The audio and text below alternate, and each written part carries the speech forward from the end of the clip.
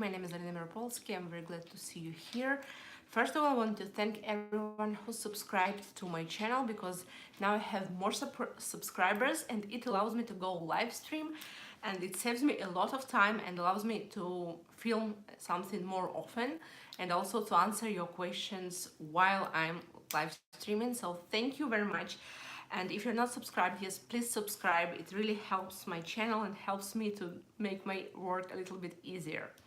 So today we have an important topic, which is renting an apartment in United States, renting a house in United States. So we'll cover a few subcategories of this topic. We'll talk about cases when you do have a credit score, when you do not have a credit score, and if you're searching for an apartment for short time and long time. Okay, so if it's something that is relevant to you, please subscribe to my channel and continue watching this live stream, this video, because I'll save it and I think it will be useful and helpful for many people that will search for this information. I'll represent myself shortly because I want you to understand why I'm presenting this information and what kind of source of information I am, let's say it like this. Okay, so I'm decision-making and spiritual coach. I have a bachelor degree in behavior science and also I accomplished a course of personal and family budget consultant.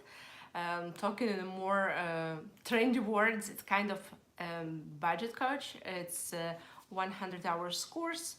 I want to mention that I'm not a broker, I'm not a lawyer, and I'm not providing any legal advice, but I'm providing information as a budget coach, as a decision-making coach, and I hope this information will be helpful because now it's a very relevant topic for many people. And we'll start from easier situation when people do have a credit score, and then we'll talk about situations when people don't have a credit score, and in the end we'll talk about long and short-term rents. Okay, so when you have a credit score and credit history, of course the situation is easier for you.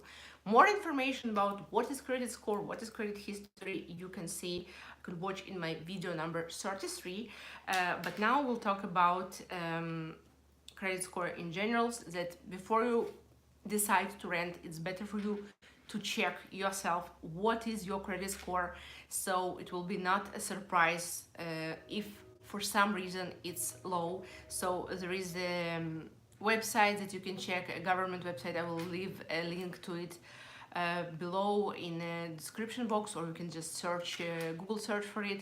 Also you can check with your bank or your credit card, because sometimes they have kind of perks when they can help you to check what is your credit score.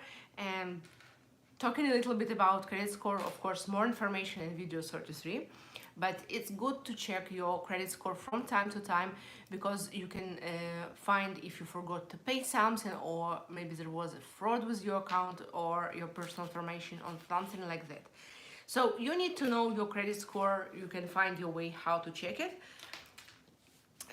If your credit score is low, it can be a problem to rent a house, because everyone now wants credit check before they rent someone an apartment. So maybe if you still can live somewhere and not to rent an apartment, it will be better for you to stay there and to fix. It will take a few months, a little bit, to make your credit score better, to pay things that you need to pay, if there was some misunderstandings, to send a claim to credit score and to work on it. Okay, but let's be optimistic that your credit score is okay. So sometimes the first thing you need is credit score. The second thing, sometimes some people that are renting house, renting property, apartment or house, they will ask you also to provide them information about your employment. I think it's not necessary, because you know, somehow information about credit score, it does covers everything and there is no actual need in it. But now people want to be more sure and more protected, because it's their income, and sometimes they even paying a mortgage for their rental property, and we can understand that they need it, so be ready to provide this information if they ask for it. In most of cases, you will be asked to pay for the first and the last months in cash, so like not only in cash, but maybe to make a bank transaction, but I mean immediately, to pay immediately. So you need to have those money available for you. And also in most of cases, people will ask you to pay a deposit that will be returned for you in case if an apartment or a house is in acceptable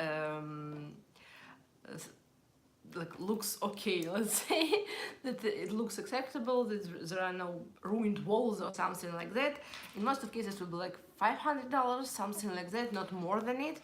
Sometimes it will be even less, but anyway, you need to be prepared to pay this deposit, even if you know that it will be returned to you, but you need to have those money right now. So keep in mind that you need money to pay for 2 months and a deposit straight away. Yeah, so this money will be available. Where to search for the apartment? I think that there are like 3 main sources where I recommend all my clients to search for their apartment. Where I was searching for the apartment once when I was renting, so those were Zillow, Redfin, and Marketplace on Facebook. For some reason, for me, Marketplace on Facebook wasn't comfortable to use, but I know that lots of other people do prefer to search it on Marketplace, so you just need to check all 3 places and to find what works for you better. And there are also apartments.com. There are so many websites where you can search for it, but in general they show in the same, so you can check and choose one of them or 2 of them, but most of apartments will be listed here and there, and all same apartments in few places will be, so it doesn't matter. I personally somehow like Zillow.com, but it's totally my personal preference. Okay, this was the first and easy situation to rent an apartment. Situation that is a little trickier, it's when you have a low credit score or you don't have a credit score at all. For example, in cases when you are very young or you are an immigrant, a newcomer from another country that don't have credit history. Credit history, this is what is creating your credit score. And if you never worked and lived in the United States, you never paid bills, rented apartments, or things like that, you don't have a credit score. I think somehow this information will be also relevant for people that have a low credit score. So if you don't have a credit score and you need to rent an apartment immediately, what will be very helpful for you but not very easy to find, it's a cosigner. Cosigner is a person, your friend, your family member, that is signing for the apartment with you. Like they're kind of renting it with you, but they will be not living there. They kind of guaranteeing that you will pay for the apartment, and if you will not, they will take the responsibility and pay instead of you. So that is why it's hard to find a cosigner, because it's a big responsibility for the person that will become your cosigner, because if you're not paying, they need to pay, and if they will not pay, they will have problems with their credit score, and that will go down. And of course they are responsible for this apartment as they were renting it for themselves. Okay, but sometimes family and close family members, friends are ready to be those cosigners. So if you have a family member or a friend, it can really help you if they are ready to help you with this legal matter. But of course, you cannot demand it from anyone, because you know, finances, personal finances is a very big deal, and having a low credit score can really harm your friend or your family member, so it's understandable and there is no need to be angry with them if they are not ready to take this step for you. Anyway, if someone is ready to be a co-signer with you, it's a great help. The other thing that you need to be ready is that you will be asked, probably lots of landlords, the owners of the properties, will ask you not only to pay for the first and the last months, but they can ask you to pay for 2 or 3 first months and the last months and the deposit. I understand that especially for immigrants or refugees, it can be a very big problem, but it is what it is. People need just to secure themselves and their property, and they're paying for it, and it's totally understandable why it's important for them. In case you don't have a cosigner but you have more cash, it can be something that you will offer, like I will pay for 3 months, 5 months, I will pay for the whole year.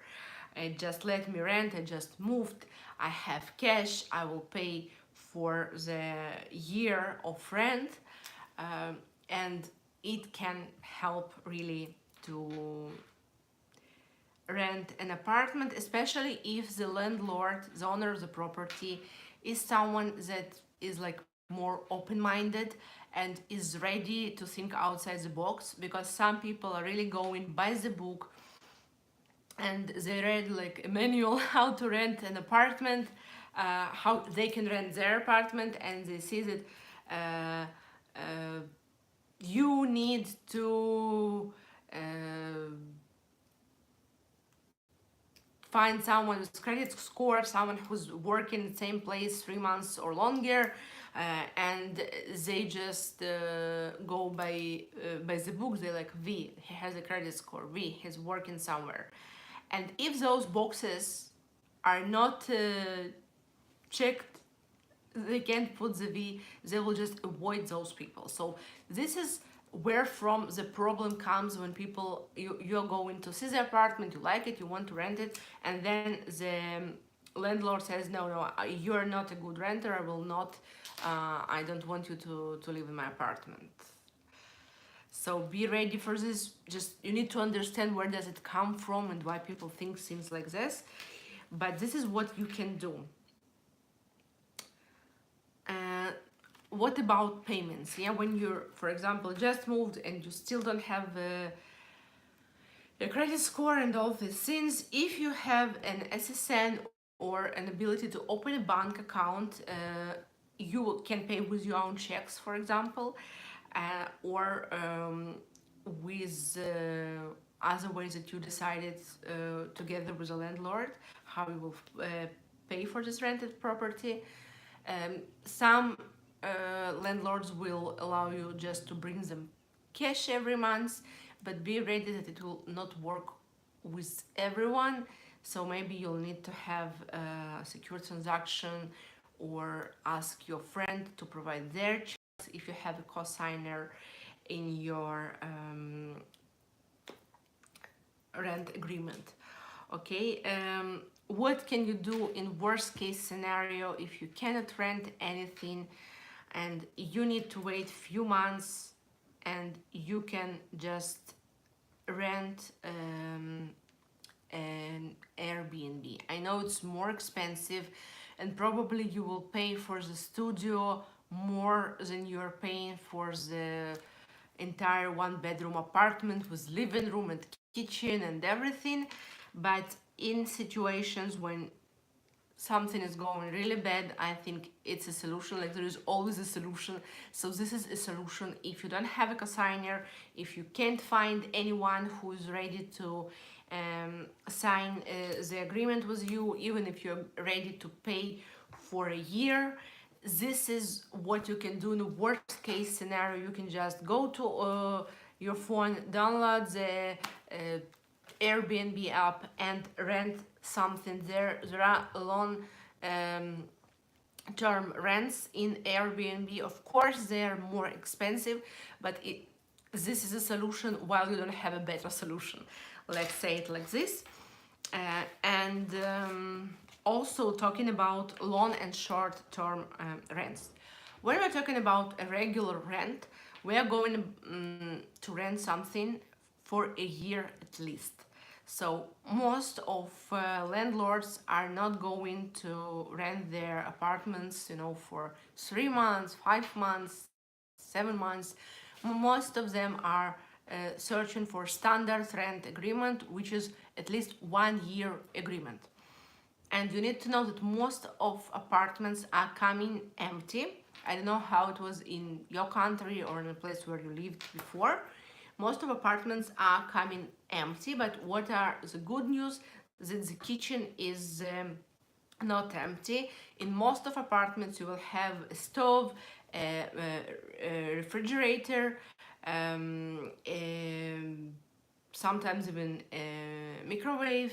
Like all those kitchen equipment will be already there, which is good. And also the closets are built in most of American apartments, so you don't need to buy closets for your clothing, which is also good because it's big and expensive pieces of furniture. So this is it. There will be no beds, no sofas, no tables and chairs, no dining table, office table, anything. So you need to be ready that you need to buy everything very fast. You can buy something in IKEA, you can buy something in Walmart. And if it's interesting in general, please let me know. I will film another video about United States, where to buy fast and not too expensive furniture and things for your house. So let me know about it if it's relevant.